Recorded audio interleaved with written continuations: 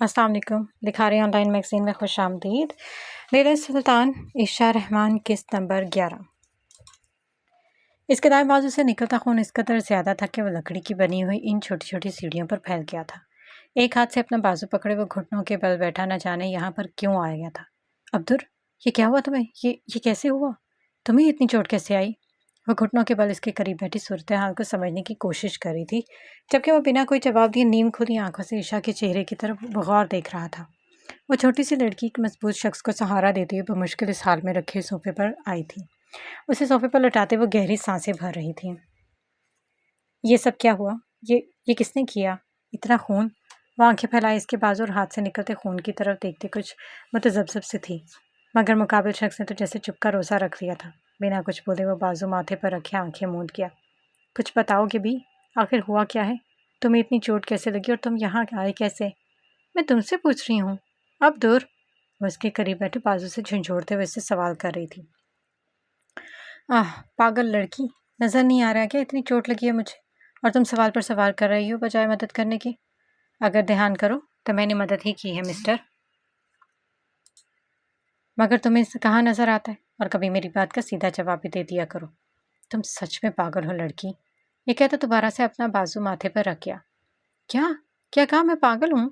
तुम पागल हो, वो भी पूरे के पूरे। पता नहीं कहाँ से इतनी चोट लगवा कर आ गए, और ऊपर से मुझे बातें सुना रहे हो। हाँ, खड़ूस कहीं का। कहती वो पैर पटकती कमरे में गई और कुछ ही पल बाद हाथ में मेडिकल बॉक्स पकड़े बाहर आई। सुल्तान के बाजू और हाथ से निकलता खून सोफे पर फैल रहा था, जिसे साफ करने के लिए वो बॉक्स से चीजें निकालने लगी। अपना बाजू इधर करो, मुझे देखने दो, ईशा ने उसकी तरफ हाथ बढ़ाते कहा। सुल्तान ने एक नज़र उसे देखा। ये सब कुछ छोड़ दो, मैं खुद कर लूँगा। खुद कर लूँगा? हाँ, क्या उल्टे हाथ से सब करोगे? पता है ना, जख्म की ड्रेसिंग अगर ठीक से ना हो तो वो ख़राब हो जाता है। और तुम क्या डॉक्टर हो, जख्म की मरम्मत करने वाली? जी हाँ, इस वक्त मैं एक डॉक्टर हुई हूँ, लिहाजा मेरे साथ इतनी बहस मत करो। कहते ही ईशा ने इसका बाजू पकड़कर खींचा तो सुल्तान की एक मसनूई कराह निकली। आह, पागल लड़की, बड़ी ही निकम्मी डॉक्टर हो। डॉक्टर मरीजों को ऐसे खींचते हैं क्या? सॉरी, गलती से हुआ। वो जल्दबाजी पर माजरत करती इसका जख्म देखने लगी।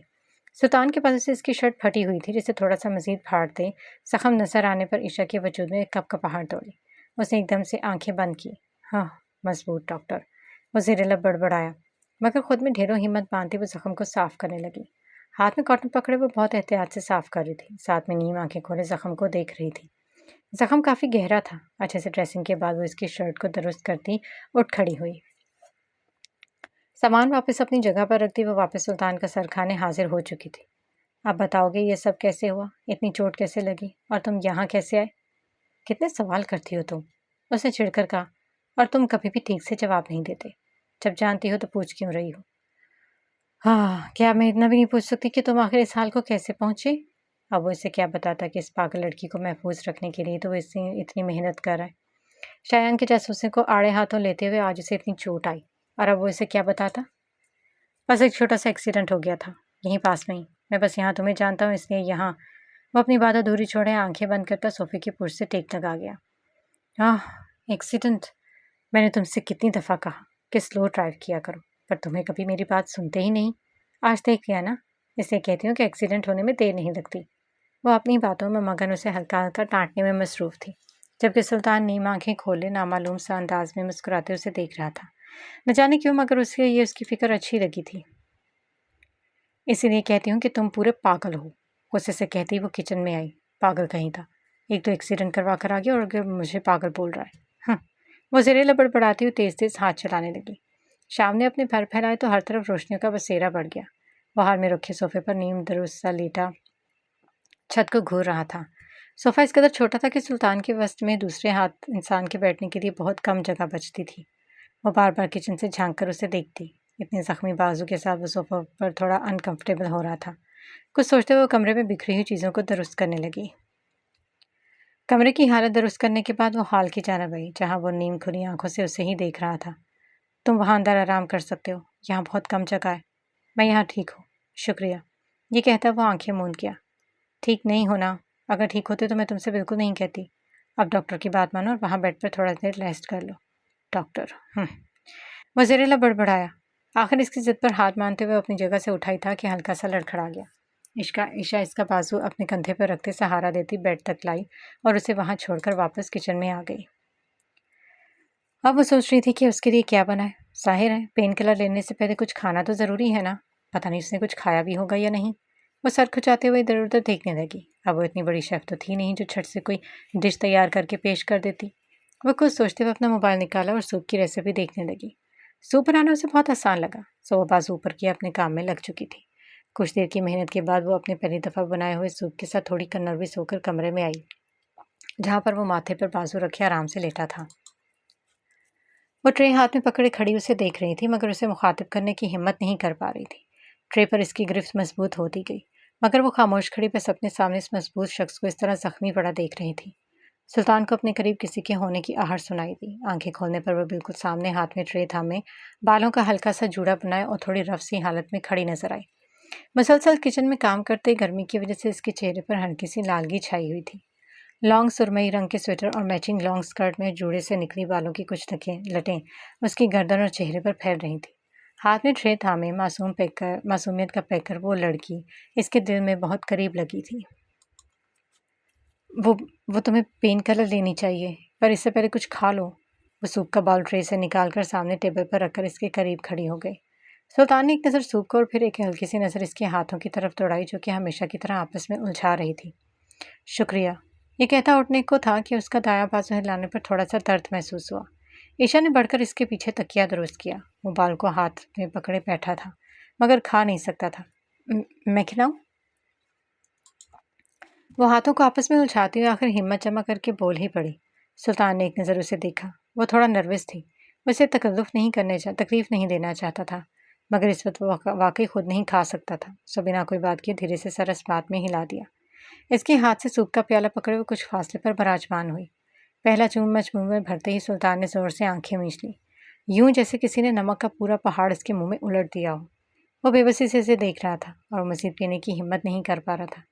कैसा है? मैंने आज से पहले कभी सूप नहीं बनाया, पहली दफ़ा बनाया। कैसा बना? वह मासूमियत से पूछ रही थी, जबकि मुकाबिल शख्स इसकी मासूमियत पर मुस्कुराए बगैर न रह सका।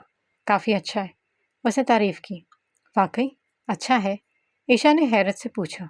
हाँ, सुल्तान ने इस बात में सर हिलाया। वो खुलकर मुस्कुरा दी। इसकी मुस्कुराहट देखकर वो दिल ही दिल में खुश हुआ था। एक के बाद एक चम्मच और पूरा बाउल कुछ ही मिनटों में ख़त्म कर चुका था। उसे पेन किलर देखकर वो मुतमईन सी होती वापस किचन में आई। बिखरी हुई चीज़ें समेटती वो खुश और हैरान हो रही थी कि आज पहली दफ़ा उससे कुछ अच्छा बन गया। बचा हुआ सूप फ्रिज में रखती वो मुस्कुरा रही थी। सुल्तान ज़्यादा देर वहाँ पर रुकना नहीं चाहता था, मगर दवाइयों के ज़रिए से वो नींद मधोशी में जा चुका था। दवाइयों का असर तो बहुत था, मगर फिर भी वो मजबूर शख्स मुकम्मल तौर पर नींद में नहीं था। उसे अपने ऊपर कुछ सिरकता हुआ महसूस हुआ। वह मुश्किल नीम आंखें खोले पर उसके ऊपर कंबल दुरुस्त करती नजर आई।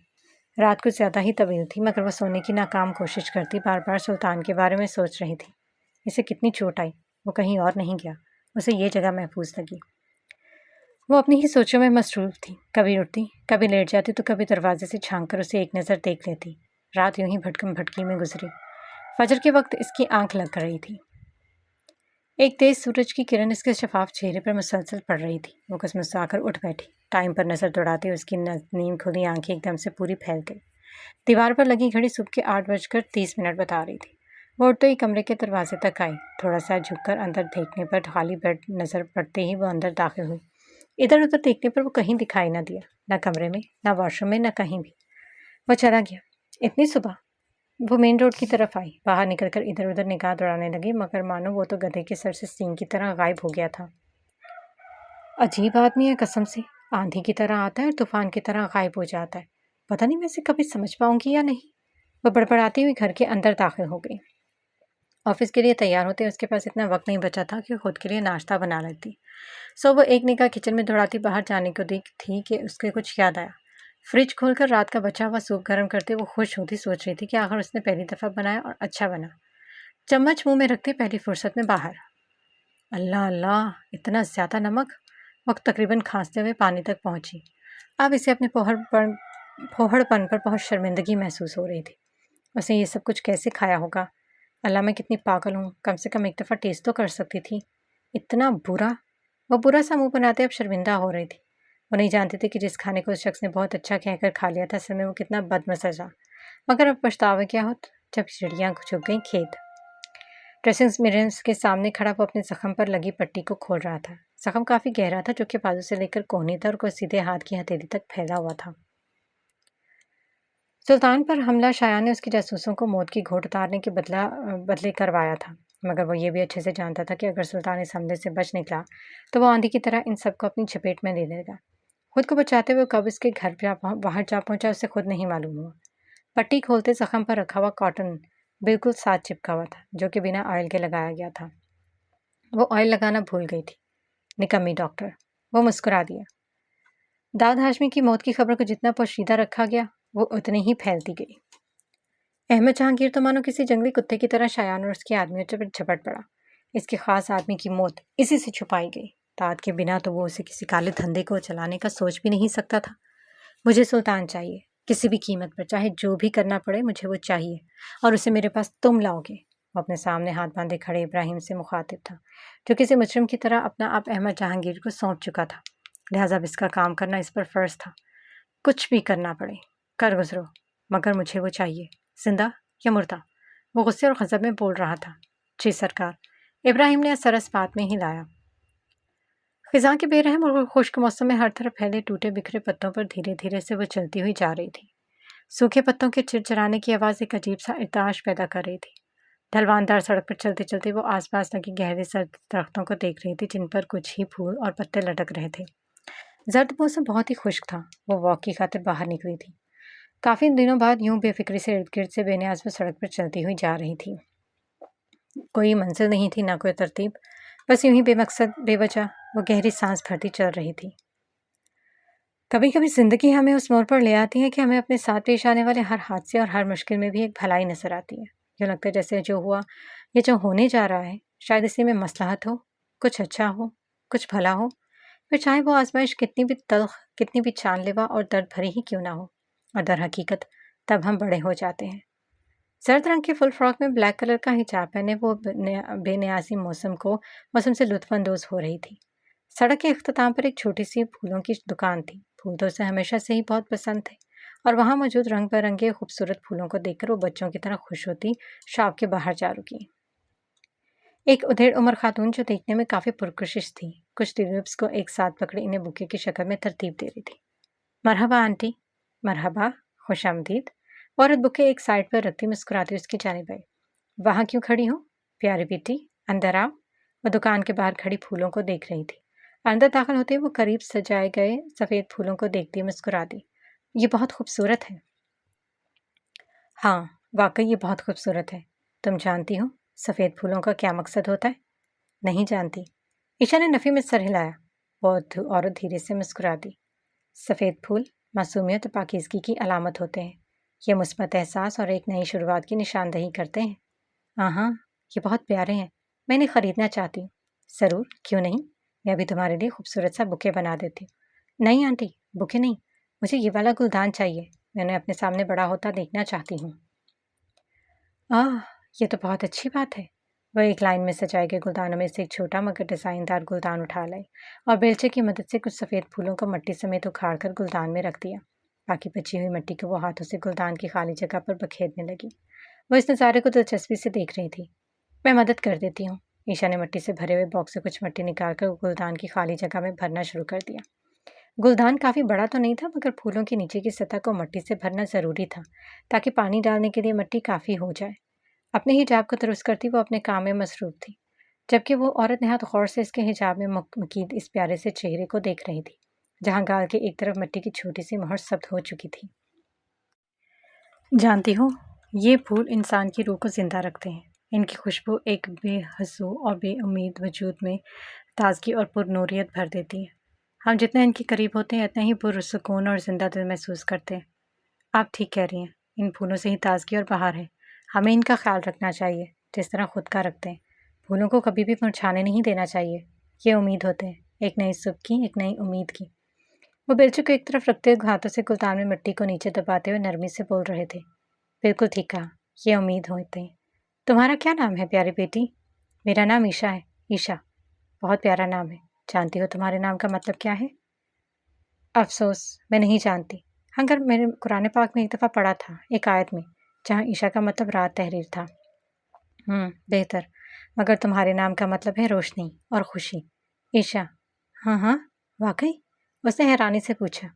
जी हाँ प्यारी बेटी, तुम अपने नाम की तरह ही खूबसूरत हो। वो इसके गाल पर रखी मिट्टी को अपने स्कार्फ से साफ करती बोली।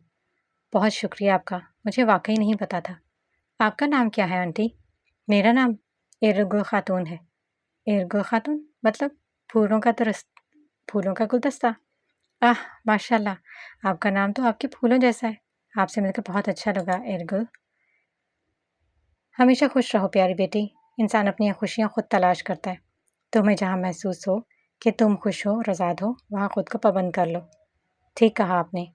और मुस्कुराती हुई इनकी बातों को ध्यान से सुन रही थी। कुछ देर खुशगपियों से फारुक होकर वो गुलदान के एक बड़े से बैग में डाले एयरगुल खातून का अलविदा कहती शॉप से निकल गई और वो उसे जाता देखकर मुस्कुरा रही थी।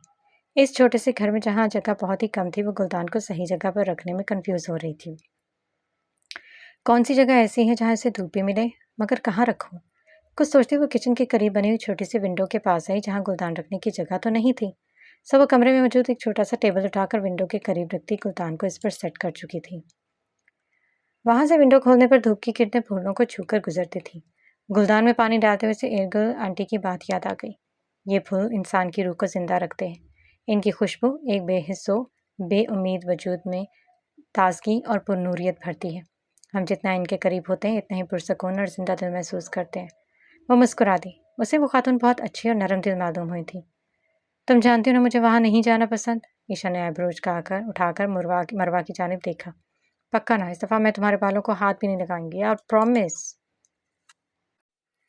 वो हाथ पर रखा काजू का टुकड़ा मुंह में रखती मासूम सी शक्ल बनाती बोली। तुम छोटी हो। तुमने पिछली दफा कहा था बस इतने से काम कराऊंगी, मगर फिर आधे से भी ज्यादा बाल कटवा दिए थे। मैं तुम्हारी बातों में नहीं आऊंगी। हटो तुम, मुझे काम करने दो। उसे अपने टेबल से नीचे हटाती लैपटॉप की तरफ मतवज्जो हुई। अरे यार, मैं कह रही हूँ ना, मेरी बात का यकीन करो मेरी प्यारी दोस्त, मान जाओ ना। मरवा उसकी कुर्सी को घुमाकर अपने मुकाबले करती मासूम अंदाज में बोली। अपना ये ना मासूम चेहरा हटाओ यहाँ से। फिलहाल मुझे बहुत काम है, इस बारे में बाद में बात करेंगे। एक नंबर की वो हो तुम। मरवा चिढ़कर कहती अपने कैबिन में कुर्सी पर गिरने के अंदाज में बैठी। हाँ वो तो हूँ। ईशा अपना हिजाब दुरुस्त करती बिना इसकी तरफ देखते बोली। अगर तुम ना गई ना, तो मैं तुम्हारी शिकायत अब्दुल भाई से लगाऊंगी। हैं? ईशा ने उसकी तरफ आंखें फैलाकर देखा। ये अब्दुल भाई कब से हो गया तुम्हारा? जाहिर है अब वो तुम्हारा वो है तो फिर मेरा भी भाई हुआ ना। ज्यादा फजूल मत बोलो। तो फिर मेरा भाई ही हुआ ना। ज्यादा फजूल मत बोलो, ऐसी कोई बात नहीं, वो बस मेरा दोस्त है। हाँ ना, वो दोस्त जो इतनी परवाह करता हो, हमारा ख्याल रखता और हमें महफूज रखता हो, वो दोस्त नहीं होता पागल लड़की। वो कुछ और होता है। ईशा की हार्ट बीट मिस हुई। मगर वो मरवा को उसकी टांग खींचने का मौका नहीं देना चाहती थी, सो बात को टाल गई। तुम अपने इस छोटे से दिमाग को इन फजूल सी सोचों पर खर्च मत करो मेरी जान। अब यहाँ बहुत काम है, इस पर ध्यान दो। और हाँ, अब्दुल सच में मेरा दोस्त है, इससे ज़्यादा कुछ नहीं। और तुम तो इससे बात करने वाली थी ना, अब अचानक से भाई कैसे हो गया? ज़रा इस बात पर रोशनी डालना। अभी नहीं, अभी जिस तरह इस दिन गुस्से से धाड़ते हुए बोला था ना, मेरी तो आधी सांस ऊपर और आधी नीचे रह गई थी। इससे बात करना तो दूर, मैं तो भाई के अलावा इसे किसी नाम से भी मुखातिब ना करूंगी अब। मरवा की बात पर ईशा का पुरजोर कह कहा गूंजा। मैंने तुमसे कहा था ना, वो थोड़ा नहीं बहुत ज़्यादा खड़ूस है। मगर तब तो तुमने मेरी बात सुनी ही नहीं। अब क्या हुआ? वो मुसलसल हंसते हुए बोल रही थी। चुप करो तुम, ये सब तुम्हारी वजह से हुआ है। ना वो गुस्से से बोलता और ना मैं इससे डरती।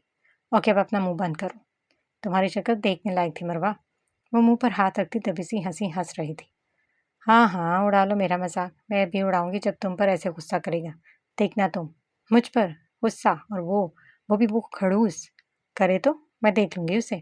वो स्कार्फ का पल्लू झटकते हुए अपने काम में मतवज्जो हुई। हाँ हाँ, मैं भी यहीं पर ही हूँ मिस अफलातून, और पॉलर तो तुम्हें लेकर ही जाऊंगी, चाहे मुझे तुम्हें घसीट कर ही क्यों ना लेकर जाना पड़े। वो मुंह में बड़बड़ाती अपने काम की तरफ मतवज्जो हुई। वो मिस्टर यकीत के बिल्कुल सामने बैठे इसकी दीगी रिपोर्ट को दुरुस्त करने में लगी थी। लैपटॉप पर तेजी से उंगली इसकी चलती खामोश कमरे में टिक टिक की आवाज़ बुलंद कर रही थी। वो बज़ाहिर तो अपने काम में मसरूफ़ था, मगर न जाने क्यों कुछ ही पल बाद अपने सामने बैठी इस मासूम सी लड़की को देखने पर मजबूर हो जाता। वो इसकी आंखों की तरफ बगौर देख रहा था, जो कि कभी बड़ी होती तो कभी वो इन्हें बंद करने के अंदाज में बिल्कुल करीब कर लेती। इसकी आंखों में चमक थी, ब्राउन कलर की वो खूबसूरत आंखें, इस एक डिम्पल वाले शख्स के इंसान को भटका रही थी। सर, ये कंप्लीट हो गई। आप एक दफ़ा चेक कर लें। अगर कोई मिस्टेक हुई तो उसे पॉइंट आउट कर दें। वो जैसे ख्वाब से जागा था और आंखें चपकता हुआ लैपटॉप की स्क्रीन पर नजरें मरकूज कर दी। मगर इसकी बनाई हुई रिपोर्ट में से गलती तलाश करना मानो ढेर में से सुई को ढूंढने के मुकाबले था। Very impressive. आपकी रिपोर्ट में गलती निकालना वाकई एक मुश्किल काम है miss Isha. I appreciate it. वो मुस्कुराया। ईशा ने इसके एक गाल पर गहरे होते डिम्पल की तरफ गौर से देखा, जो कभी गहरा होता तो कभी मिट जाता। बहुत शुक्रिया सर। वो अपनी चीज़ें समेटती हुई यार थोड़ा सा लेट हो गई थी। अपना मोबाइल फ़ोन बैग में रखती वो मरवा को अलविदा कहती ऑफिस से बाहर निकली। इसका घर इसके ऑफिस से ज़्यादा फासले पर नहीं था, जिसे वो चलती हुई भी तय कर सकती थी। ऑफिस के पार्किंग एरिया से गुजरते हुए इसकी नज़र अपने बॉस पर पड़ी, जो कि एक उधेड़ उम्र शख्स से बहस में मसरूफ थे। वह वहाँ जाना तो नहीं चाहती थी, मगर कुछ सोचती हुई इनके करीब गई। बेटा, मैंने ये जानबूझकर नहीं किया। तुम्हारी गाड़ी अचानक से मेरे सामने आ गई। मगर आप इतना तो जानते हैं ना कि पार्किंग एरिया में बाइक साइड पर गाड़ी चलाना मना है। आपको इस बात का जुर्माना भी हो सकता है। मेरी गाड़ी को इतना नुकसान तो नहीं हुआ, मगर अगर हम ड्राइवर करने वाले ड्राइविंग के कवानीन की पाबंदी नहीं करेंगे तो बाकी लोग क्या सीखेंगे हमसे। क्या कोई मसला है? क्या बात है सर? वो इनकी अधूरी बात सुनती करीब आते बोली। कुछ ज़्यादा नहीं, बस अंकल गलत जगह पर ड्राइव कर रहे थे, इसलिए हल्का सा नुकसान हो गया। मैं बहुत माजरत खा हूँ बेटे। अरे नहीं अंकल, आप माजरत ना करें। बस इतना ध्यान रखिएगा कि अगली दफ़ा बाइक साइड पर ड्राइव ना करें, वरना जुर्माना हो सकता है। मैं ध्यान रखूंगा बेटा, अल्लाह पाक तुम्हें सलामत रखे। वो अपनी गाड़ी बैक करता निकल गया, जबकि वो वहाँ खड़ी सूरत हाल को समझती हुई सर खुजा रही थी। ये गीत उसे देखते और मुस्कुराया। वो इसका डिम्पल नुमाया हुआ। ज़्यादा नुकसान नहीं हुआ मिस। अब आप ज़्यादा मत सोचें। शुक्र है इन अंकल को यहाँ सिक्योरिटी पुलिस ने नहीं देखा, वरना इन्हें जुर्माना हो सकता था।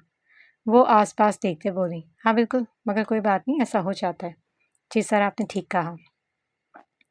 अपने से कुछ फासले पर खड़े इस सूट-बूट पहने खूबसूरत शख्स को देखकर कार के साइड मिरर में इसने बाल संवारे थे। बेशक वो उससे ज़्यादा हैंडसम तो नहीं था, हाँ, मगर वो वहाँ क्यों खड़ी थी? वो बस ये सोच रहा था। आप घर जा रही हैं? यकीत ने सवाल किया। जी सर, अगर आपको बुरा ना लगे तो मैं आपको घर ड्रॉप कर देता हूँ। मिस्टर यकीत ने बहुत हिचकिचाते हुए कहा, तो मुकाबिल के चेहरे पर एक अजीब सी कैफियत नुमाया हुई। एक अनचाहा ख्याल उसकी आंखों के सामने लहरा गया। वो भूली नहीं थी कि एक फर्द एक दफ़ा पहले उसे ये ऑफ़र दे चुका था। देने वाले को वो भूली नहीं थी। वो बिना कोई जवाब दिए अपनी ही सोच में घिरी बेहिस्सो हरकत खड़ी थी। मिसेस शाह, यकीत ने उसे चुप खड़ा देखा। मैं आपसे कह रहा था कि यहाँ खड़ी हो तुम। मैं तुम्हें कब से ढूंढ रहा था। अपने अकब से आती जानी पहचानी आवाज़ पर गड़बड़ाती हुई इस आवाज़ की जानिब मतवज्जो हुई। वो अपने कोट की जेब में हाथ डाले माथे पर शिकने लिए बिल्कुल इसके मुकाबिल खड़ा था। इत्तफाक पर इत्तफाक, वो बस आंखें फैला इन दोनों की जानिब देख रही थी। आपकी तारीफ? मिस्टर यकीत ने अपने सामने खड़े ब्लैक कलर के फुल ड्रेस में मलबूस एक पुरकशिश पर्सनैलिटी रखने वाले थोड़े मगरूर इंसान से सवाल किया। एक्सक्यूज़ अस। ये कहते ही सुल्तान ने अपने साथ हैरान और कुछ परेशान सी खड़ी इस नाजुक परी को एक चुटती नज़र देखा और धीरे से इसकी कलाई पकड़ते अपने कदम बढ़ा लिए। वो इसके पीछे पीछे चलती हुई हैरानी से इसकी पीठ को देख रही थी। वो कार का दरवाज़ा खोले खड़ा था, जिस पर वो बिना सवाल जवाब किए एक ट्रांस की सी कैफियत में अंदर बैठ गई। मिस्टर यकीत अपनी जगह खड़ा इस सीन को देख रहा था, मगर एक निगाह अपने इर्द गिर्द उड़ाकर हल्का सा मुस्कुराता हुआ अपनी कार की तरफ चल दिया। वह बिना कोई बात किए खामोशी से अपनी साइड विंडो से बाहर देख रही थी। कैसी हो? सुल्तान ने उसे चुप और परेशान देखकर सवाल किया, जिस पर वह बिना कोई जवाब दिए हनूज उसी पोजीशन में बैठी रही। कार एक झटके से रुकी थी। ईशा ने हड़बड़ाकर देखा। सुल्तान ने एक गहरी नज़र से उसे देखा। मैंने कुछ पूछा है शायद। हाँ, आई एम सॉरी, क्या पूछा तुमने? तुम परेशान हो? कोई मसला है क्या? हाँ, नहीं तो, मैं बिल्कुल ठीक हूँ। वो बोलते-बोलते रुकी। सुल्तान ने आईब्रो उठाकर उसकी जानिब देखा। तुम कैसे हो? तुम्हारी चोट कैसी है? और तुम बिना बताए क्यों चले गए थे उस दिन? हमेशा ही भूत की तरह आते हो और ऐसे ही गायब हो जाते हो। वो ठोड़ी पर हाथ रखे उसके धड़-धड़ सवालों को दिलचस्पी से सुन रहा था। मैं तुमसे पूछ रही हूँ। मुझसे मुसलसल देख रहा था, जो बिना जवाब दिए। अब वो इसके इस तरह देखने से कुछ हड़बड़ा रही थी। वो स्कार्फ को हिजाब की सूरत में लपेटे बहुत प्यारी लग रही थी। वह बिना हरकत किए किसी रोबोट की तरह इसी पोजीशन में था। ईशा ने धीरे से अपनी उंगली उसकी जानिब उठाते उसके कंधे पर हल्की सी ज़रब लगाई।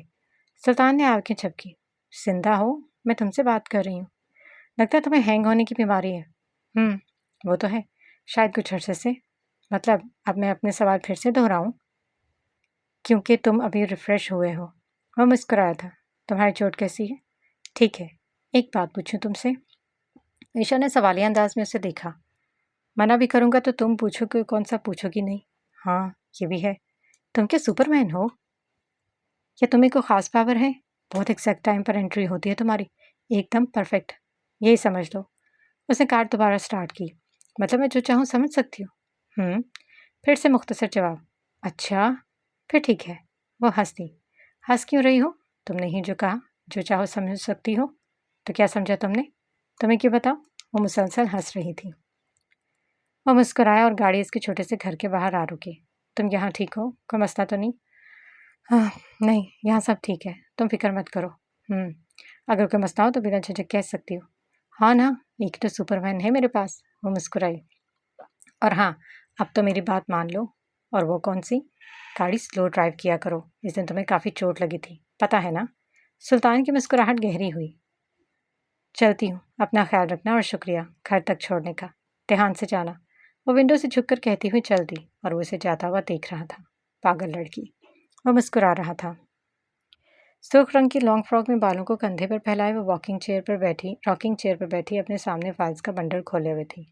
कुछ नए आने वाले वर्कर्स और कुछ नए प्रोजेक्ट्स थे जिन्हें उन्होंने फाइल करना था। सुर्ख रंग की लिपस्टिक से सजे होंठ वो बहुत खूबसूरत लग रही थी। ऑफिस में आते इस लंबे चौड़े नौजवान ने अपने सामने बैठी इस प्यारी सी कज़न को एक भरपूर निगाह से देखा। वो वाकई खूबसूरत लग रही थी। वो मुस्कुराता हुआ अंदर दाखिल हुआ। मरहबा आई गर्ल। वैसे एक बात बताऊं, बिल्कुल खून पीने वाली चुड़ैल लग रही हो। ऐसा लग रहा है आज फाइनल होने वाले बेचारे वर्कर्स का खून कर दोगी। आइगल ने एक नज़र अपने सामने कुर्सी पर फैलकर बैठे हुए ग्रीन कलर का फुल सूट पहने खूबरू इंसान को देखा, जो हमेशा की तरह इसका काम की तरफ से ध्यान भटकाने आया था। और सबसे पहले तो तुम्हारा खून करूंगी। ज़रा बताओ कि कहाँ से आ रहे हो? 2 दिन से गायब हो। आगाजान कितनी दफ़ा पूछ चुके हैं तुम्हारा। और तुम हो कि अपना फ़ोन भी बंद रखा है। फ़ोन क्या कंघी करने के लिए रखा हुआ है तुमने? अगर इस्तेमाल नहीं करा तो भाड़ में फेंक दो। अरे अरे, सांस तो ले लो चुड़ैलों की रानी। तुम तो रेडियो की तरह नॉन स्टॉप शुरू हो गई हो। आराम से पूछ लो। और आराम से कैसे पूछूं, ज़रा बता दो। पूछो कि हाँ दी डार्लिंग, तुम कहाँ थे? मैं परेशान हो रही थी तुम्हारे लिए। परेशान होती है मेरी जूती। भाड़ में जाओ तुम। और मैं क्यों तुम्हारी फिक्र करने लगी भला? फिक्र तो तुम करती हो मिस ड्रैकुला, मान लो। वह बालों में हाथ फेरता नाज से बोला। अच्छा, अभी बताओ कितनी फिक्र करती हूँ। वह एक झटके से कुर्सी से उठती हादी को कालर अपने हाथ में दबोच चुकी थी। एक झटका लगने पर वो जैसे होश में आया था। अरे रे, क्या कर रही हो? बता रही हूँ कितनी फिक्र है मुझे तुम्हारी। वो इसे झंझोड़ते हुए कुर्सी से हटा चुकी थी। छोड़ो मुझे, चुड़ैल कहेगी। अब बच्चे की जान लोगे क्या? मैं तो मजाक। ओ। हादी की बात मुकम्मल होने से पहले वो उसके कंधे पर अपने दांत गाड़ चुकी थी। या खुदा, कोई तो बचा ले मुझे उस वैम्पायर से। वो इसे कंधों से पकड़कर हटाने में लगा था, जबकि वो तो आज उससे सारे हिसाब लेने वाली थी। आइगल, सच्ची बहुत बहुत दर्द हो रहा है, हटो भी पागल खातून। आप क्या सच में मेरा खून पियोगी? वह एक झटके से पीछे हुई।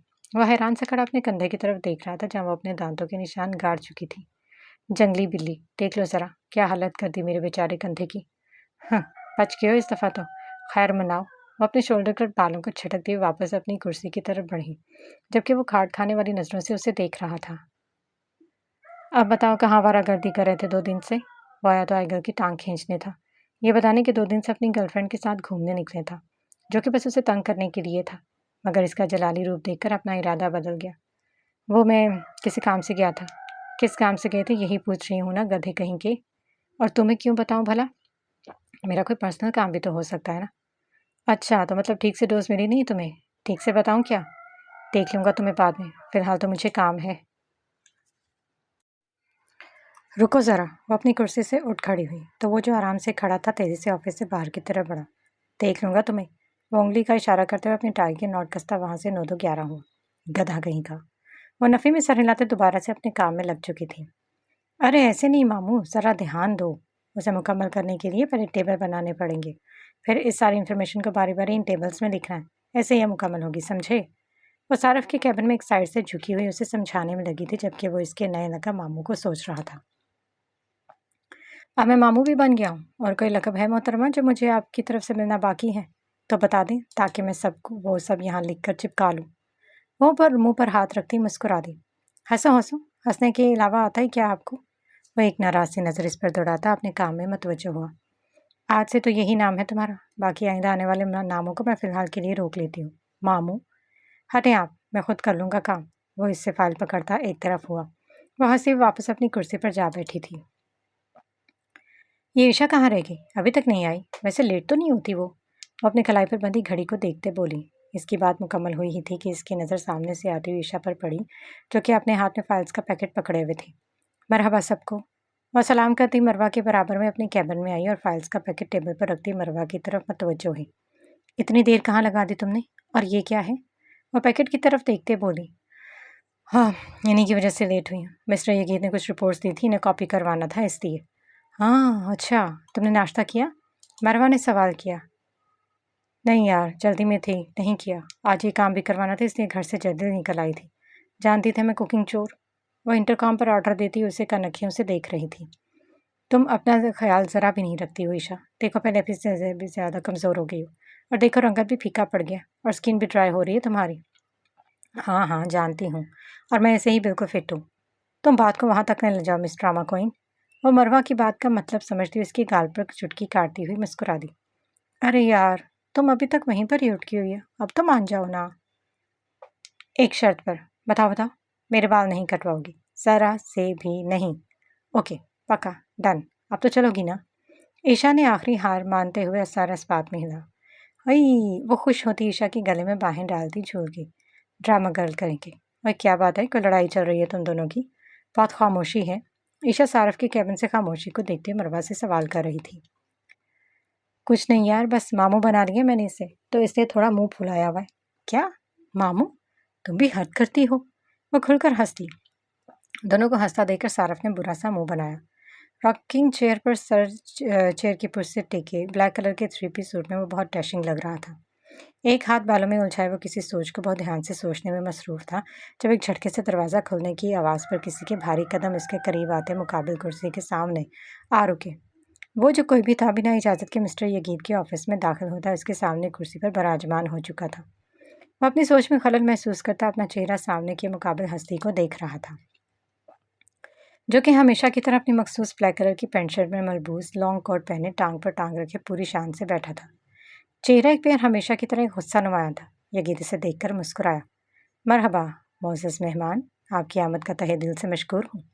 बहुत खुशी हुई आपने अपने मुबारक कदम मुझ गरीब के गरीब खाने में रखे।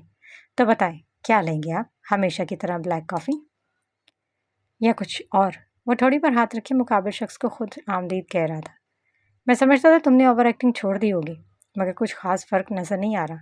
मिस्टर यगीत अब आएगा भी कैसे? मेरी नज़र में वो इंसान है जो अपनी आदत बदल दे।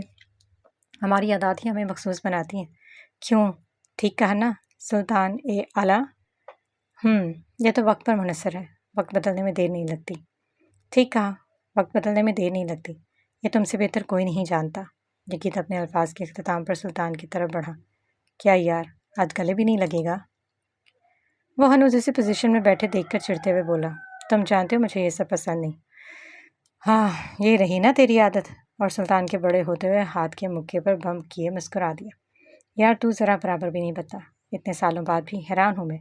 वो इसके करीब टेबल पर बैठ गया। आज यहाँ कैसे आना हुआ? हमारी याद कैसे आ गई?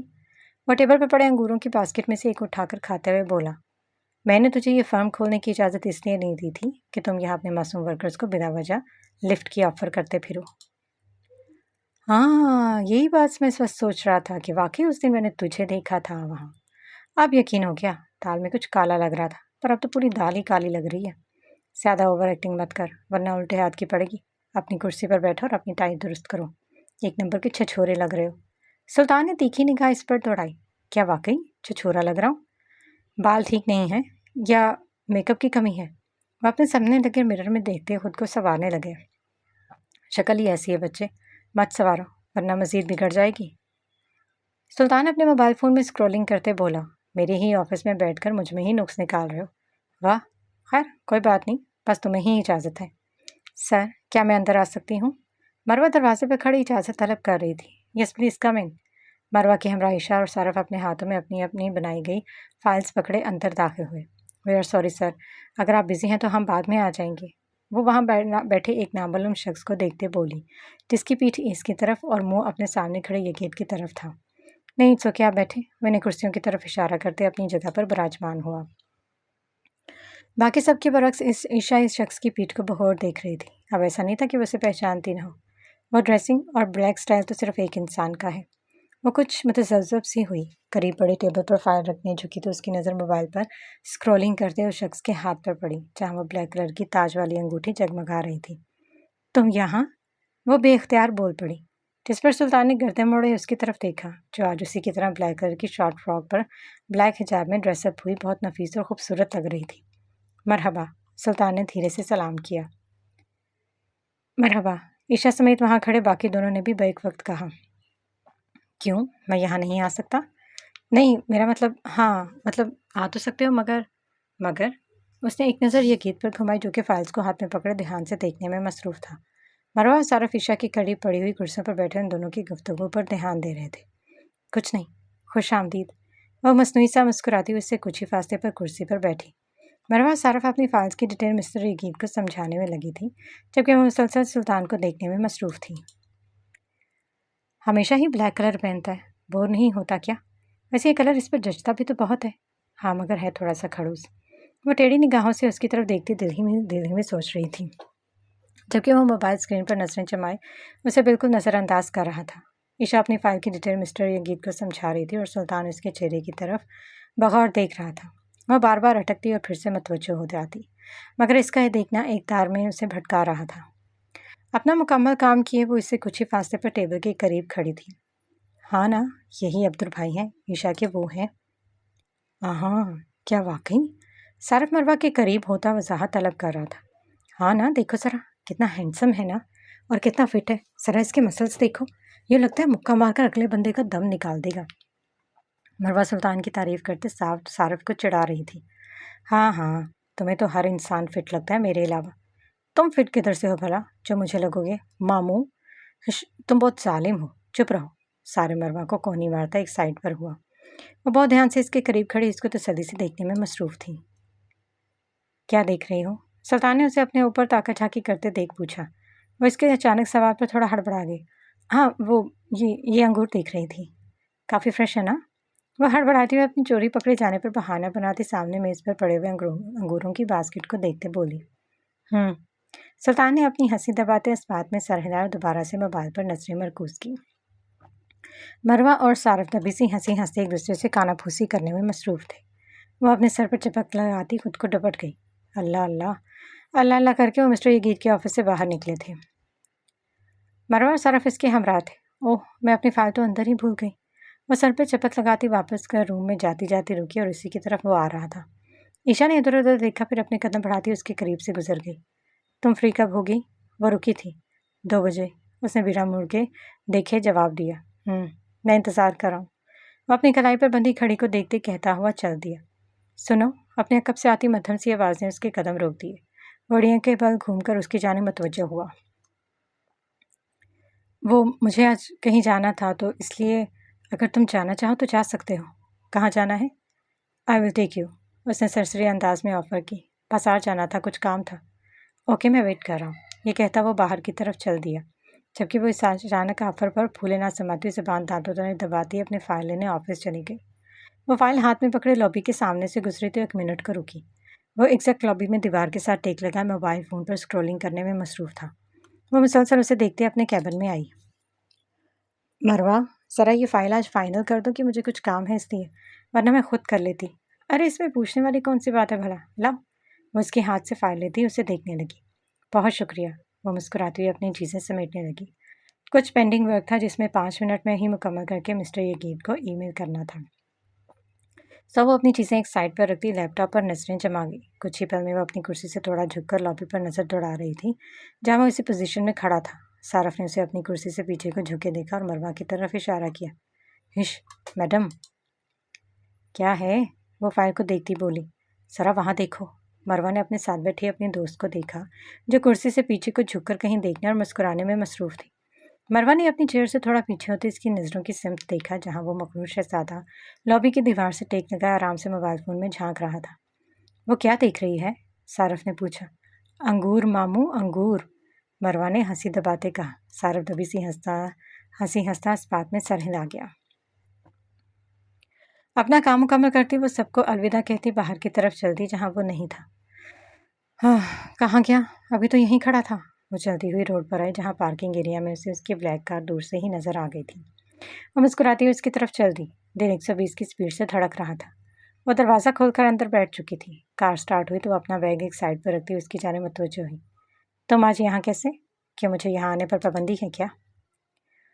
हाँ, कभी तो मेरी बात का सीधा जवाब दे दिया करो। इस जवाब में उल्टा क्या है? तुम उल्टे हो, वो भी पूरे के पूरे।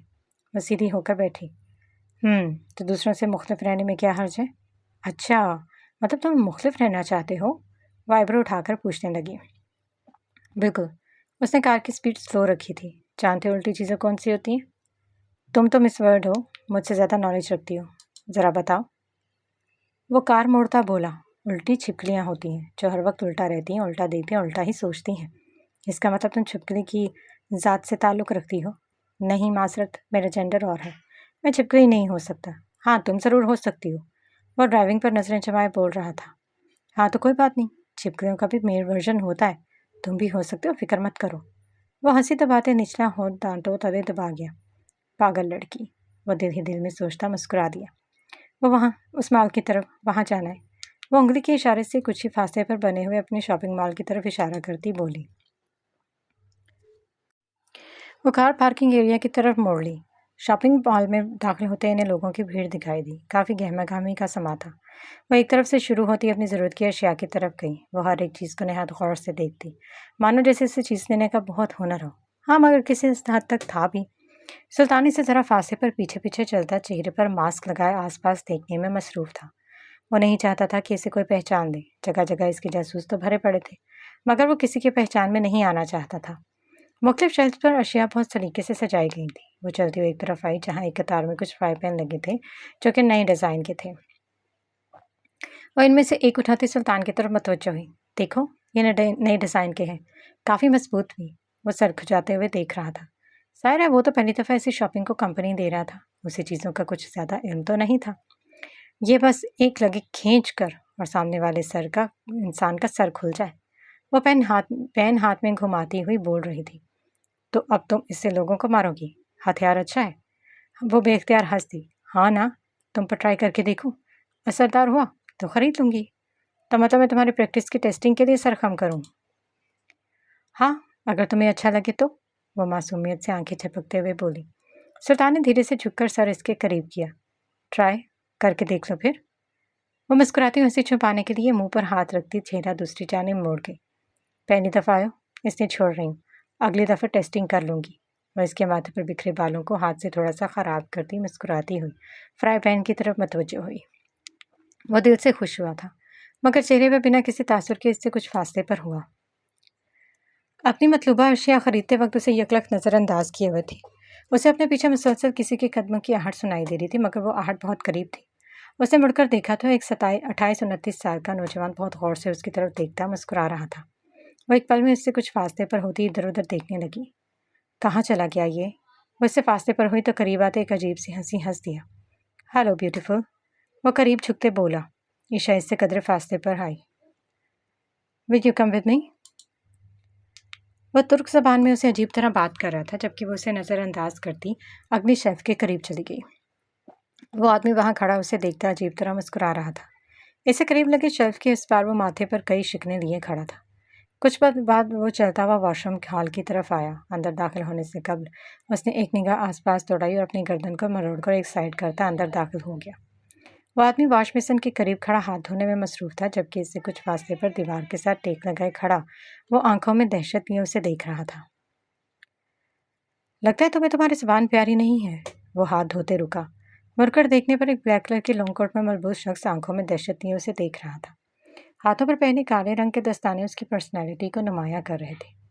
कौन हो तुम? क्या चाहते हो तुम्हें? वो आदमी गुस्से से बोला। तुम्हारी ज़बान अगर आराम से मेरे हवाले कर दो तो तुम्हारा ही फ़ायदा है। क्या बकवास कर रहे हो? होश में हो तुम? वो चिल्लाया था। मतलब ज़ोरे बाजू आजमाना चाहते हो तुम? ठीक है। वो एकदम आगे बढ़ता उसे गिरेबान से पकड़ता दीवार में धंसा गया। वो आदमी अपने बचाव के लिए हाथ चला रहा था। सुल्तान को खुद से दूर करने के लिए वो दोनों हाथों से उसे गर्दन से दबोचे हुए था। सुल्तान ने उसका सर पकड़ते पूरे जोर से एक तरफ उछाला तो वो लड़खड़ाता हुआ टॉयलेट के दरवाजे से लगा। इनकी कटपटी से खून निकलकर इसका चेहरा भिगो रहा था। वो उठकर सुल्तान के करीब आया ही था कि अपनी गर्दन पर दबाव महसूस करता अपनी जगह शल हो गया। सुल्तान ने पूरी शिद्दत से उसे वॉशरूम में धकेलते पोर्ट पर दे मारा और अपनी जेब से अपने पसंदीदा हथियार निकालकर करीब आया। गिरेबान से उसे पकड़ते उसका जबड़ा दबोचते वो खौफनाक लग रहा था। अगली दफ़ा उसके लिए अपनी गंदी ज़बान से अल्फाज अदा करने से पहले ये ज़रूर सोचोगे तुम। उसकी ज़बान पकड़कर बाहर निकालते सुल्तान ने अपने खंजर की तेज़ नोक से इसकी ज़बान के बीचों बीच एक लाइन खींच दी। दर्द की शिद्दत से वो आदमी चिल्लाया, मगर इसका मुंह सुल्तान की गिरफ्त में था, इसलिए ज़्यादा आवाज़ नहीं निकल पाई। इसकी ज़बान दो हिस्सों में लटकी हुई खून की नदियाँ इसकी ठोड़ी से नीचे गले तक बहा रही थीं। सुल्तान ने उसे गर्दन से दबोचते एक साइड पर जोर से अपने खंजर की पूंछ से ज़रब लगाई। उसकी एक नस पर ख़ास ज़रब लगाने पर वो आदमी बेहोश होता एक साइड पर गिर गया। उसे एक साइड फेंकते वो गहरी सांस भरता अपने कदम मोड़ता वॉश बेसिन पर अपने खंजर और दस्तानों को पानी से साफ करने लगा। वो अपनी चीज़ें एक कार्ट में रखे बिलिंग काउंटर पर आई। वो इनका बिल करवाने के लिए कार्ट से निकालकर टेबल पर रखने लगी। इसकी सभी चीज़ों से स्कैन करने के बाद वो काउंटर में अपनी जेब से एक कार्ड निकालकर स्कैन करता इसकी चीज़ें पैक करने लगा। Bill please. वो इस आदमी से मुखातिब थी। आपका बिल पे हो चुका है मैडम। पे हो चुका मतलब? किसने किया? वो आपके साथ जो थे उन्होंने। एक मुस्कुराहट के साथ वो उसे चीज़ें थमा दी। ईशा हैरानी से अपने आसपास देख रही थी। न जाने वो कहाँ चला गया था और उसने बिल क्यों पे किया। हाँ, मुझे इसके साथ आना ही नहीं चाहिए था। ये कितना एम्बैरेसिंग है। वो आंखों पर हाथ रखती थोड़ा अजीब महसूस कर रही थी। वो अपनी चीज़ें एक तरफ रखती वापस माल की तरफ गई, जहाँ मेंस कलेक्शन थी। अब इसके लिए कुछ खरीदना ज़रूरी थी। इसने बिल तो पे कर दिया था, मगर ऐसे बिल्कुल अच्छा नहीं लगता। मुझे इसके लिए कुछ खरीदना चाहिए। वो सामने लगी मुख्तलिफ कलर्स की शर्ट्स देखने लगी। सबकी सब फार्मर शर्ट्स थी। वो हमेशा फार्मर शर्ट्स ही पहनता है, मगर सिर्फ ब्लैक कलर में। उसने एक शर्ट को पकड़कर देखा जो कि ब्लू कलर की थी। देखने में ही उसे वो पसंद आई थी। ये कलर मेरे ख्याल से इस पर बहुत सूट करेगा, मगर इसका साइज़ क्या होगा? अब वो कन्फ्यूज़ हो रही थी, जबकि उसे कुछ फासले पर खड़े एक सेलर उसे कन्फ्यूज़ होते देखकर करीब आई। क्या मैं आपकी कुछ मदद कर सकती हूँ? ईशा ने उसकी तरफ देखा। हाँ ज़रूर, मुझे ये शर्ट खरीदनी है, मगर मुझे साइज़ तो नहीं पता। मैं क्या करूँ? वो मुस्कुरा दी। कोई बात नहीं, आप बताएं जिसके लिए खरीदनी है, इसकी हाइट क्या है और शेप, इस हिसाब से पता चल जाएगा। वो सर खुजाते हुए सोचने लगी। इसकी हाइट तो काफ़ी ज़्यादा है, मेरा मतलब है इतनी है। वो हाथ का इशारा करती अपने से 5-6 इंच ऊपर किए बोल रही थी।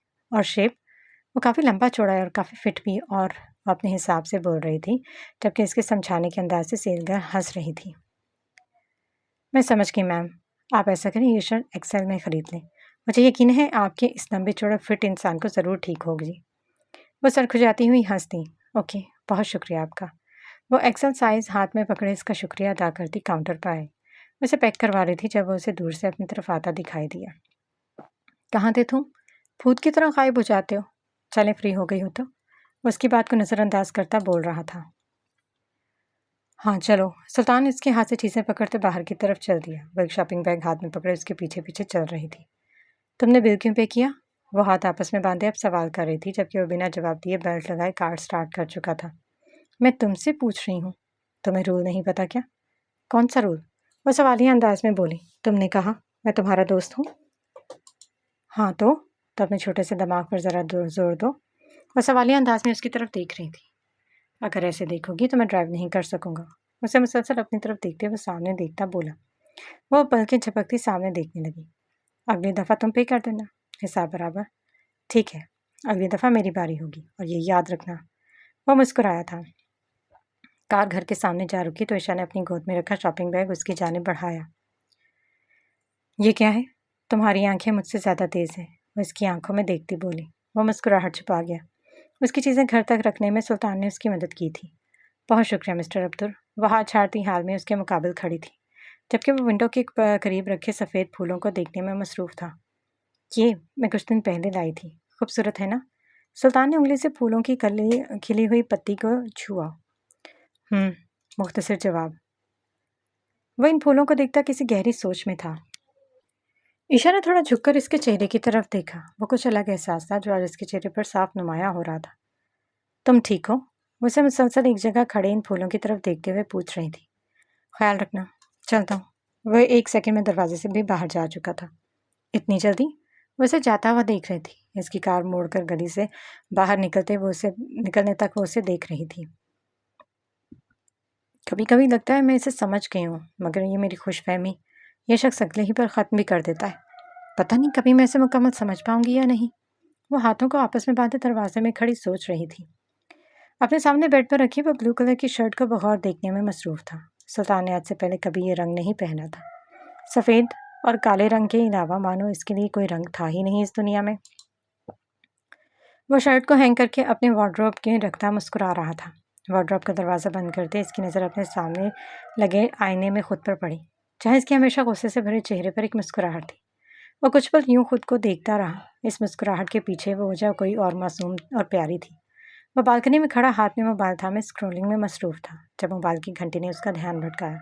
हादी का नाम जगमगाता देखकर सुल्तान ने यस का बटन दबाते फ़ोन कान से लगाया। मरहबा बॉस, मरहबा। यार वैसे एक बात है, तुम बहुत ही जालिम इंसान हो। कभी खुद से फ़ोन करके नहीं पूछते? कोई काम था? हाँ, कोई काम हो तो मैं ही तुम्हें फ़ोन कर सकता हूँ मिस्टर एंग्री बर्ड। काफ़ी दिनों से कोई ख़बर नहीं, आखिर किधर मसरूफ़ हो? हादी नॉन स्टॉप बोल रहा था जबकि सुल्तान फ़ोन सामने की आसमान की तरफ देख रहा था। फ़िलहाल तो छुट्टी करो, कुछ अरसे कोई काम नहीं, रिलैक्स करो और मुझे भी करने दो। क्या क्या क्या क्या कहा? रिलैक्स? सुल्तान साहब, आपकी तबीयत वगैरह तो ठीक है ना, या फिर मेरे ही कान बज रहे हैं? तुमने कहा रिलैक्स। ज़्यादा बको मत, जो कहा है वो करो, फिलहाल कोई काम नहीं। Got it? कहते ही वो फ़ोन बंद किए एक साइड पर रख चुका था जबकि हादी फ़ोन की स्क्रीन को हैरानी से देख रहा था। ऐसा तो कभी नहीं हो सकता क्या था कि सुल्तान रिलैक्स करे, कोई नया मसला ना कर दे, किसी को मौत के घाट ना उतारे। वो बेध्यानी से कंधे उचकाकर अपने काम की तरफ मुतवज्जो हुआ जबकि सुल्ताना भी कुछ अर्सा रिलैक्स करना चाहता था। न जाने क्यों, मगर अब वो ये सब एक तरफ करना रखना चाहता था, बस कुछ अरसे के लिए। वो अपने दोनों पांव फैलाए अपने सामने बैठी पार्लर गर्ल के हवाले किए एक मोहताज सी नज़र अपने काम करते देख रही थी। न जाने क्यों, मगर यूं किसी को अपने पाँव में बैठा देखकर इतनी खिदमत करना उसे अच्छा नहीं लग रहा था। उसने मरवा की तरफ एक मस्कीन सी सूरत बनाते देखा जो कि चेहरे पर चारकोल मास्क लगाए सीरियस अंदाज में लेटी, कानों में हेडफोन लगाए गाना सुनने में मसरूफ थी। ईशा को शरारत सूझी। उसने आगे बढ़कर मरवा के हाथ से अपना मोबाइल उसका मोबाइल पकड़ा और जल्दी से कोई नंबर मिलाने लगी। वो आंखें घुमाए उसे देख रही थी जबकि कुछ मिनट बाद मोबाइल से आती सारफ की आवाज़ पर वो एकदम उठकर बैठी। सारफ भाई, मरवा आपको बहुत याद कर रही थी मगर फ़ोन नहीं कर पा रही थी, इसलिए मैंने उसकी मुश्किल आसान कर दी। ईशा जल्दी जल्दी अपनी बात मुकम्मल किए मरवा से कुछ फासले पर हुई। मरवा ने झुककर चप्पल उठाकर उसकी तरफ फेंकी जिससे वो बचती हुई दबी सी हंसी हंस रही थी। अच्छा, मेरी इतनी याद आ रही थी तो खुद कॉल कर लेती ना। वैसे तो मेरे सर पर सवार रहती है हर वक्त मिस अफलातून। आज क्यों याद कर रही थी भला, बताओ तो। ईशा की बच्ची, फ़ोन बंद करो वरना मैं तुम्हें छोड़ूंगी नहीं। वो मुंह पर लगे मास्क की वजह से सीरियस मुंह बनाए बस लब हिलाती बोल रही थी। सारफ भाई, मरवा कह रही है वो अब आपको बहुत मिस कर रही है। बकवास ना करो, बंद करो उसे। वो उठकर ईशा की तरफ बढ़ी ही थी कि पहले से ही उठकर इससे फासले पर हुई। इधर दो मोबाइल। ईशा की बच्ची, वैसे मिस मरवा, मैं भी आपको मिस कर रहा था। बताइए, छुट्टी का दिन बड़ी मुश्किल से गुजरता है आपके बिना। फ़ोन से आती आवाज़ पर मरवा ने एक तीखी नज़र इस पर दौड़ाई। तुम्हें तो मैं बताती हूँ मोटे कहीं के, ज़रा आओ कल ऑफिस में, तुम्हारा सारा दिन कसरत ना करवाई तो मेरा नाम बदल देना। और मिस करो अपनी मुस्तकबिल में फंसने वाली बेचारी बीवी को, समझे तुम? ईशा से फ़ोन पकड़कर बंद करती वो अपने चेहरे पर लगे मास्क को पूरी तरह बिगाड़ चुकी थी जबकि ईशा का हंस कर बुरा हाल हो चुका था और वो अपने पेट पर हाथ रखती साइड पर खड़ी थी। और तुम ज़रा इधर आना। वो अपने चेहरे से बचा हुआ मास्क उतारती ईशा की तरफ बढ़ी। देख लिया ना, वो भी तुम्हें मिस करता है, अब तो मान जाओ ना। वो कुर्सी की दूसरी तरफ भागती हुई खड़ी थी। मानेगी मेरी जूती, इस मोटे को अपने सर डालकर मेरा मरने का कोई इरादा नहीं। और तुम इधर आओ। मुझे यहाँ लाकर खुद मज़े से गाने सुन रही हो और मैं बोर हो रही हूँ, कोई फिक्र है तुम्हें? अब हुई ना फिक्र? वो हंसती उसका मास्क पूरी तरह ख़राब कर चुकी सी। कसम से एक नंबर की वो तुम, सारा मास्क ख़राब कर दिया मेरा। अब मेरे चेहरे पर झुर्रियाँ पड़ जाएंगी। वो शीशे में चेहरा घुमाकर देख रही थी जबकि वो खड़ी मुंह पर हाथ रखे हंस रही थी। चुड़ैल हो तुम, पूरी की पूरी। तुम्हें इस बात में कोई शक है? ईशा वापस अपनी जगह बैठी बोली जबकि पार्लर गर्ल इन दोनों में सरपरी लड़कियों को देखती सर पर हाथ रखे एक साइड पर बैठी थी। यहाँ आकर उधम मचाना तो इन दोनों की खासियत थी, ये तो अच्छी तरह जानती थी। वो पार्लर गर्ल की तरफ मुतवज्जो हुई जो कि वापस से उससे पाँव पकड़े मसाज करने में मसरूफ़ थी। यार एक बात कहूँ, वो अपने पाँव में बैठी लड़की से मुखातिब थी। जी कहें। कसम से मुझे बिल्कुल भी अच्छा नहीं लग रहा। तुम इस तरफ हर किसी का पेडिक्योर करती हो, हर किसी का पाँव की मसाज करना तुम्हें अजीब नहीं लगता? मुझे बहुत अजीब लग रहा है, बल्कि बिल्कुल अच्छा नहीं लग रहा। ऐसा करो, मुझे बताओ ये कैसे करते हैं, मैं खुद कर लूँगी। वो इसके हाथ से पाँव दूर करती सीधी हुई। लो, अब इसी की कमी थी, मेरी पागल सी दोस्त। ये इनका काम है और ये यही करती है। साहिर है, इस काम के तो पैसे मिलते हैं ना, तो क्या पैसे देकर हम किसी को भी अपने पाँव में बैठने का कह देंगे? अब तुम कैसे समझोगी? मरवा अपने माथे पर चपत लगाती पजल सी सूरत बनाए अपने सामने बैठी इस पागल सी दोस्त को देख रही थी। पार्लर गर्ल भी ईशा की तरफ बगौर देख रही थी। अच्छा, सब छोड़ो, ऐसा करो, मुझे बताओ ये कैसे करते हैं, बस मैं ये खुद कर लूँगी। इट्स ओके मैम, मैं कर लूँगी। लड़का अपना काम दोबारा शुरू करने के लिए आगे बढ़ी ही कि ईशा के बराबर बैठ चुकी थी। नहीं नहीं, तुम बस मुझे बता दो कैसे करते हैं। बताओ भी दो, ये जान नहीं छोड़ेगी तुम्हारी तब तक। मरवा अब माथे पर हाथ रखे पार्लर गर्ल से मुखातिब थी, जो कि उसी की तरफ हैरान से ईशा को पेडिक्योर समझाने में लगी थी। वो इसके बराबर बैठी अपने हाथों से अपने पाँव पर मसाज करती मुस्कुरा रही थी। मरवा नीम आंखें खोले अपनी पागल सी दोस्त को देख रही थी। सुल्तान से आखिरी मुलाकात को तकरीबन 1 हफ्ते से ज़्यादा हो चुका था। वो अपने कैबिन में बैठी अपने हाथ में अपने स्कार्फ का पल्लू पकड़े गौर से उसे देखने में मसरूफ़ थी। स्कार्फ के गिर्द लगे ब्लैक कलर के मोती बहुत खूबसूरत थे। वो इन पर उंगली फेरती बहुत गौर से किसी को सोचने में मसरूफ़ थी। मरवा ने एक दफ़ा उससे मुखातिब किया, मगर वो ध्यान दिए बगैर बैठी थी। दूसरी दफ़ा मरवा के बुलाने पर भी वो अपने ही ख्याल में डूबी बैठी थी।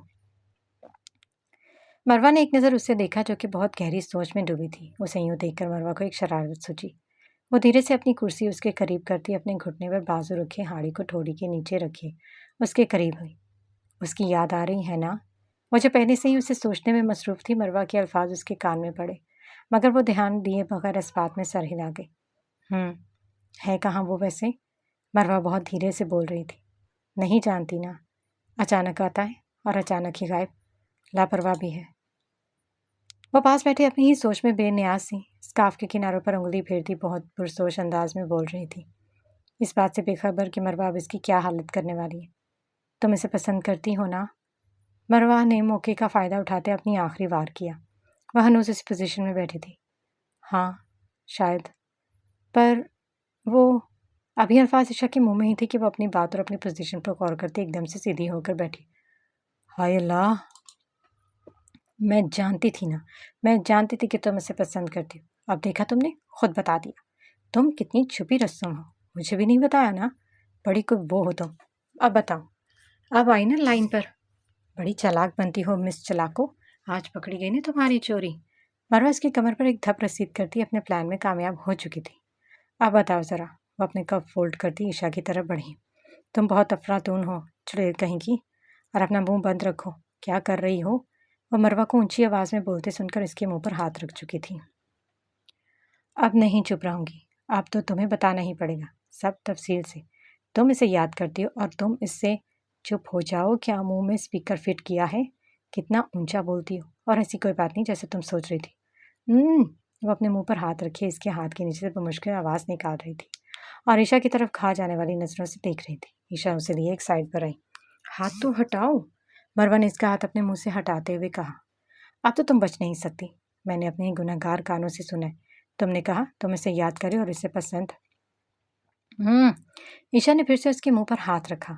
चुप कर जा मेरी माँ, खुदा के लिए, यह हमारा घर नहीं है, सब लोग सुन रहे हैं क्या कर रही हो। अच्छा, तो अब मैं तुमको छोड़ने वाली नहीं, वापसी पर तुम्हारे घर ही जाऊंगी और फिर तफसील से सुनूंगी सब, और तुम बताओगी सब, बिना किसी झूठ के। आई समझ? वरना तुम जानती हो फिर। मरवा उंगली की नोक उसकी तरफ किए वार्निंग के अंदाज में बोली। अच्छा अच्छा अफलातून, घर चलकर बात करेंगे, अब अपने मुंह पर ताला लगा लो। मरवा अपनी उंगलियां अपनी आंखों की तरफ और फिर ईशा की आंखों की तरफ करती वहां से 9 2 11 हो गई। हाय रब्बा, ये क्या कर दिया मैंने?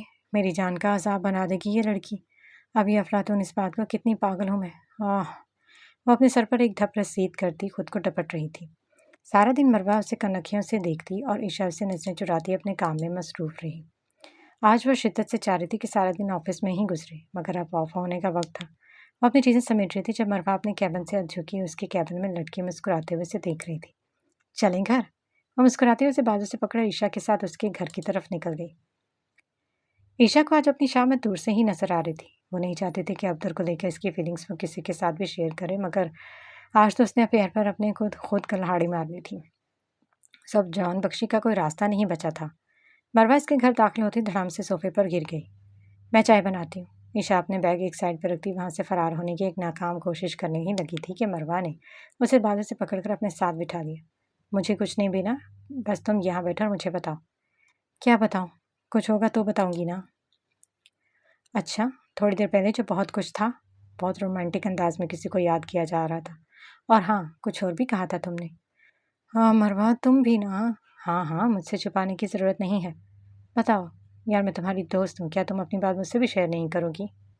इतना भी भरोसा नहीं है मुझ पर? यार ऐसी बात नहीं है, मैं बस। वो बोलते बोलते रुकी। बताओ। यार मैं खुद नहीं जानती ये क्या फीलिंग है। अब वो हार मानती हुई इसके मुकाबले बैठ गई। मुझे बताओ, मैं बताऊंगी कि क्या फीलिंग है। अब्दुल बहुत उलझा हुआ इंसान है, मैं उसे समझ नहीं पाती। कभी कभी यूँ लगता है कि इससे ज़्यादा और कोई नहीं जो मेरा अपना। और कभी कभी तो वह बिल्कुल एक अलग इंसान के रूप में आ जाता है, मैं उसे समझ नहीं पाती। यार ये लड़के ऐसे ही होते हैं, एक पल में कुछ हो जाते। इन्हें समझने के लिए हमें बस एक तरीका अपनाना पड़ता है। और वो कौन सा? ईशा ने मरवा की जानिब देखा। प्यार। एक प्यार ही ऐसी चीज़ है जिससे हम सामने वाले इंसान को दिलो जान और से समझ पाते। मगर प्यार हो दिल से तो ही। तो क्या तुम वाकई से चाहती हो? मरवा ने सवाल किया। ईशा थोड़ा हिचकिचा रही थी, वो अपने हाथों को अपने हमेशा की तरह आपस में उलझा रही थी। मरवा ने इसके कंधे पर हाथ रखते इसके हाथों को आज़ाद किया। अगर तुम वाकई से चाहती हो तो पूरे दिल से चाहना। खलूस दिल से की गई मोहब्बत कभी रायगा नहीं जाती। हाँ वो मुझे अच्छा लगता है, मगर मैं इसे समझ नहीं पाती। मैं तो ये भी नहीं जानती कि वो कौन है, कहाँ से आया है। इवन कि मैं तो ये भी नहीं जानती कि वो रहता कहाँ है। अब तो मेरी ज़िंदगी में एक बहुत ऑड सिचुएशन में आया था। उसने मेरी जान बचाई तब, जब मैं तन्हा थी, जब मेरी मदद करने वाला कोई नहीं था। उसने मुझे सहारा दिया और तब से वो मेरे साथ है। तब से वो हमेशा मेरी मदद करता है। मैं जब इसके साथ होती हूँ तो खुद को बहुत महफूज महसूस करती हूँ। यूँ लगता है जैसे मुझे कोई ख़तरा नहीं, कोई डर नहीं। वो मेरे सामने एक ढाल की तरह खड़ा है। वो ना खड़ा हो तो सच में ऐसा लगता है ये दुनिया मुझे नोच खाएगी। मगर मैं चाहकर भी ये बात उससे नहीं कह सकती, कभी भी। मैं समझती हूँ। मरवा उसके कंधे पर हाथ रखे प्यार से बोली। अब्दुल एक अच्छा लड़का है। वो वाकई तुम्हारा बहुत ख्याल रखता है। बस मेरी एक बात याद रखना, उसे चाहना तो पूरे दिल से मोहब्बत करना। मैं हमेशा तुम्हारे साथ हूँ, हर काम में। और आज के बाद मुझसे कुछ मत छुपाना, समझी? वरना जान ले लूँगी। मरवा इसके गले पर गिरफ्त मजबूत करती कनखियों से उसे देख रही थी। अच्छा अच्छा, समझ गई। वो इसके हाथों से अपनी गर्दन छुड़ाती उसके कंधे पर सर रखकर मुस्कुराती। अब वो खुद को बहुत हल्का महसूस कर रही थी। मरवा उसके सर पर हल्की सी चपत लगाती उसको सर खाने और उसकी टांग खींचने में लग चुकी थी। आंटी, आपको पता है मुझे हमेशा से ये फूल बहुत पसंद है।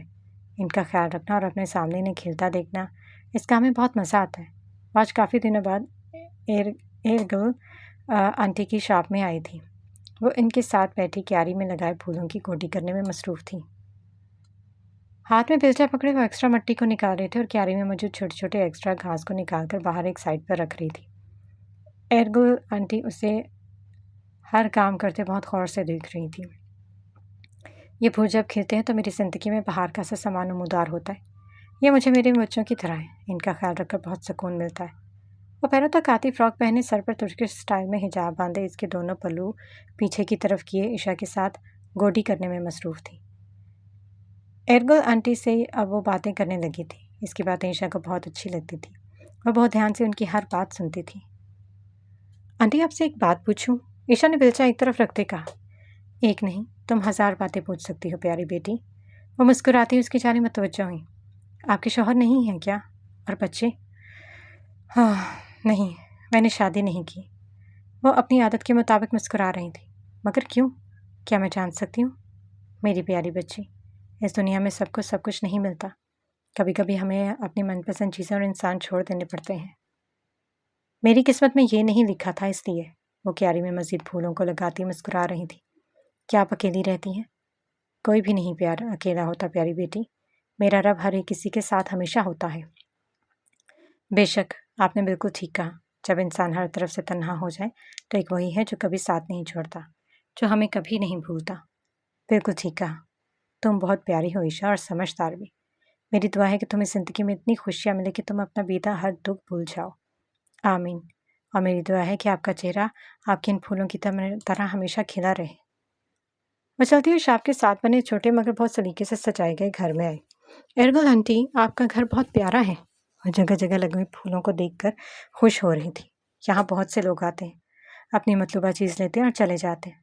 तुम पहली लड़की हो जो यहाँ मेरे घर में मेरे साथ आई। मुझे बहुत अच्छा लगा।